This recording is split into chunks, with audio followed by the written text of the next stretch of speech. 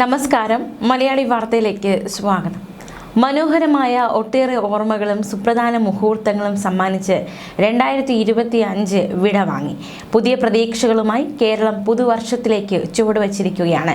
പ്രതീക്ഷയുടെ പുതിയൊരു അധ്യായത്തിന് തുടക്കം. പുതിയ ലക്ഷ്യങ്ങൾ നിശ്ചയിക്കാനും സ്വപ്നങ്ങളിലേക്ക് ചുവടുവയ്ക്കാനും 2026 ഏവർക്കും സാധിക്കട്ടെ. പുതിയ ലക്ഷ്യങ്ങളിലേക്കും വിജയങ്ങളിലേക്കും കുതിക്കാൻ ഈ വർഷം നിങ്ങൾക്ക് കഴിയട്ടെ. സങ്കടങ്ങളെല്ലാം പടിയിറങ്ങട്ടെ, സന്തോഷം മാത്രം പടികയറട്ടെ. എല്ലാവർക്കും പുതുവത്സരാശംസകൾ. എന്തായാലും വാർത്തകളിലേക്ക് കടക്കുകയാണ്. പുതുവർഷ തലേന്ന് ജപ്പാനിൽ ഭൂകമ്പം. നോഡ നഗരത്തിലാണ് ഭൂകമ്പം ഉണ്ടായത്. തീവ്രത 6 രേഖപ്പെടുത്തി. നോഡയിൽ നിന്ന് ഏകദേശം 91 കിലോമീറ്റർ കിഴക്ക് മാറിയിട്ടാണ് ഭൂകമ്പം ഉണ്ടായത്.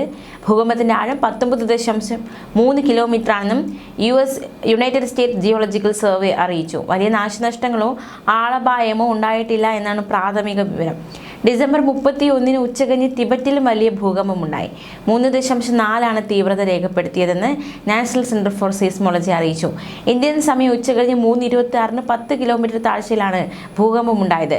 പുതുവർഷ തലേന്ന് അപ്രതീക്ഷിതമായി ഉണ്ടായ ഭൂകമ്പത്തിൽ ജനം ആകെ ഭയന്നു. ഡിസംബർ 12 ജപ്പാനിൽ ഭൂകമ്പമുണ്ടായിരുന്നു. അന്ന് 6.7 തീവ്രത രേഖപ്പെടുത്തിയത്. USGSന്റെ നിഗമനമനുസരിച്ച് ഹോൺഷുവിലെ ഇവാട്ടെ പ്രിഫെക്ചറിലെ കുജി നഗരത്തിൽ നിന്ന് 130 കിലോമീറ്റർ അകലെയാണ് ഭൂകമ്പത്തിന്റെ പ്രഭവ കേന്ദ്രം. ഡിസംബർ 12 ഭൂകമ്പത്തിന് ശേഷം ജപ്പാൻ കാലാവസ്ഥ ഏജൻസി സുനാമി മുന്നറിയിപ്പ് നൽകിയിരുന്നു.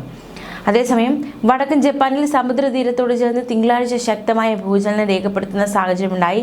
ഇതേ തുടർന്ന് സുനാമി മുന്നറിയിപ്പ് പുറപ്പെടുവിച്ചതായി ജപ്പാൻ കാലാവസ്ഥ ഏജൻസി അറിയിച്ചിരുന്നു.